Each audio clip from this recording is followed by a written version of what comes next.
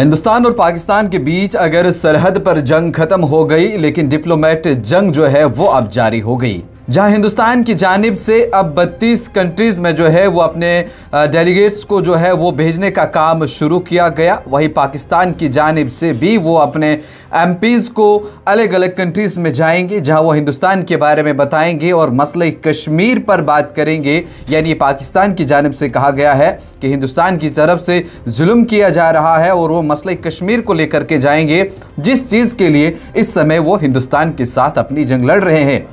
वहीं हिंदुस्तान की जानिब से ऑपरेशन सिंदूर को लेकर के और इसकी कामयाबी को लेकर के और पाकिस्तान किस तरह दहशतगर्दों को अपनी गोद में पालता है और बाहर ढिंडोरा पीटता है कि मेरे यहाँ कोई दहशतगर्द नहीं, तो ये फिर क्या था जहां आतंकी लश्कर तोयबा, जैश मोहम्मद और भी कई ठिकाने थे जिनको ऑपरेशन सिंदूर के दौरान तबाह कर दिया गया। लेकिन ऐसे में बता दूं, जहां हिंदुस्तान की जानिब से एक कमेटी जो है वो तश्कील दी गई, जिसमें कांग्रेस या फिर आल पार्टी यूँ समझिएगा, जिसमें अलग अलग टीम बना दी गई और किसे किसे कहां कहां पर जाना है, ये तमाम जानकारी हम आपको बताएंगे। लेकिन इससे पहले अगर आप देखेंगे तो हिंदुस्तान में बैठकर भी कुछ लोग जो है पाकिस्तान की हिमायत करते हैं, यहाँ बैठकर भी वो यहाँ की जानकारी जो है वो पाकिस्तान को दे रहे हैं। और ऐसे में कल की डेट से आपने देखा होगा एक खबर बड़े पैमाने पर वायरल हो रही है, जिसमें हरियाणा के हिसार की रहने वाली एक यूट्यूबर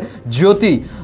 वो इस बड़े पैमाने पे जो है वो हिस्सा बनी हुई, किस तरह से पाकिस्तान के हाई कमीशन के एक शख्स के साथ मिलती है जिसका नाम दानिश है, किस तरह वो पाकिस्तान जाती है, एक बार नहीं 2 बार वो पाकिस्तान जाती है, कई मकामात पर रहती है, उसके रहने पीने खाने का सारा इंतज़ाम पाकिस्तान की जानिब से किया जाता है। और ऐसे में बताया जा रहा है कि जो वहाँ की खुफिया एजेंसी ISI है, उनको कई सारी सेंसिटिव इंफॉर्मेशन जो है वो पहुंचाने का काम कर रही थी। लेकिन ऐसे में देखिए जिस तरह से ऑपरेशन सिंदूर को कामयाब बनाया गया, लेकिन अब हिंदुस्तान की जानिब से ये पहल की जा रही है कि अब इस पे जो है वो पर्दाफाश किया जाए पाकिस्तान का, कि किस तरह से वो अपनी गोद में वहाँ दहशतगर्दों को पालता है और उसके बाद वो मासूम लोगों की जानें लेता है। जिस तरह से कई हमले उन्होंने हिंदुस्तान में इससे पहले किए और हाल ही में 22 अप्रैल 2025 को एक दहशतगर्दाना हमला जो वादी कश्मीर के 22 रन में पहलगाम के अंदर किया गया, जहां मासूम सयाहों को अपनी गोली का निशाना बनाया गया। और ऐसे में आपको बता दूं तो कांग्रेस की तरफ से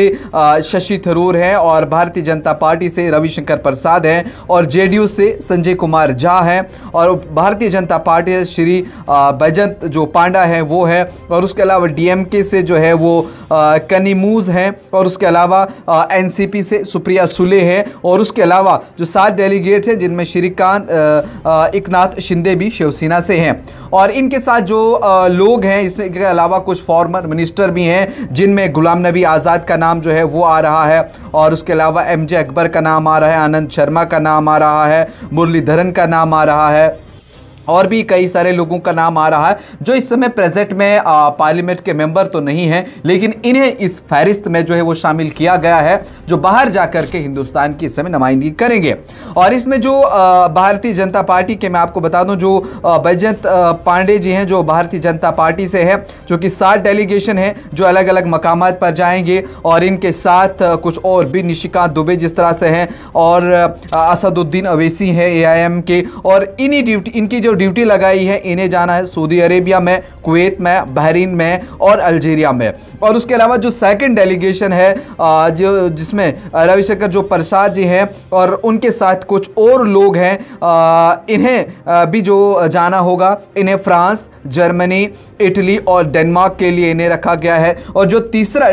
डेलीगेशन है JDU का, जिसे संजय कुमार झा लीड करेंगे, उसमें यूसुफ पठान है, तृणमूल कांग्रेस और ब्रिजलाल है, और भी कई सारे लोग हैं, और इन्हें जाना होगा Indonesia, Malaysia, south Korea, Japan और सिंगापुर। चौथा डेलीगेशन जो एकनाथ शिंदे का है, उनमें भी और लोग जो हैं, कई सारे MPs इसमें भी हैं, और इन्हें भी जो जाना है वो मुत्तहिदा अरब अमारात जाना होगा, लाइबेरिया जाना होगा, कोंगो जाना होगा, सीरिया जाना होगा और लियोन जाना होगा। और जो 5वां डेलीगेशन है जिसे शशि थरूर जो है वो लीड करेंगे, और उसमें भी कई सारे MPs हैं, और इनकी जो ड्यूटी है ये ट्रैवल करेंगे,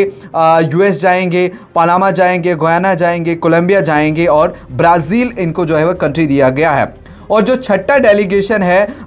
जिसे लीड कर रहे हैं कनीमूज और उनके साथ जो जम्मू कश्मीर के मेंबर ऑफ पार्लियामेंट मियां अल्ताफ़ हैं जो नेशनल कॉन्फ्रेंस के हैं, और भी उनके साथ आम आदमी पार्टी के भी एक हैं। और इनकी जो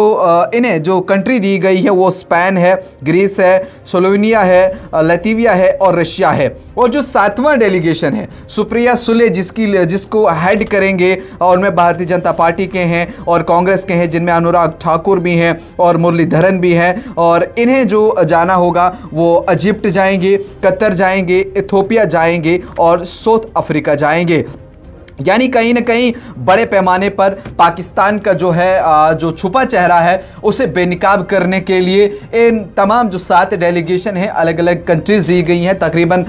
ये जो 59 एमपीज़ हैं, 59 एमपीज़ हैं और 32 कंट्री में जो है ये जाएंगे, जिनमें कुछ फॉरेनर मिनिस्टर्स भी हैं, जिसमें कुछ 31 एनडीए के हैं और 20 के आसपास जो है नॉन एनडीए के हैं। यानी कि ये कुल मिलाकर के इस समय सब लोग जो है वो एक महाज पर खड़े हो गए। सब ने कहा देश पहले है, पार्टियां बाद में है, हमारी जाति जो है वो टकरार आपस में हो सकता है, पॉलिटिकल जंग आपस में हमारी हो सकती है, लेकिन जब देश का नाम आएगा तो हम सब लोग एक साथ खड़े हैं। जहां हिंदुस्तान ने इस चीज़ को पहले शुरू किया वही नकल करते हुए पाकिस्तान के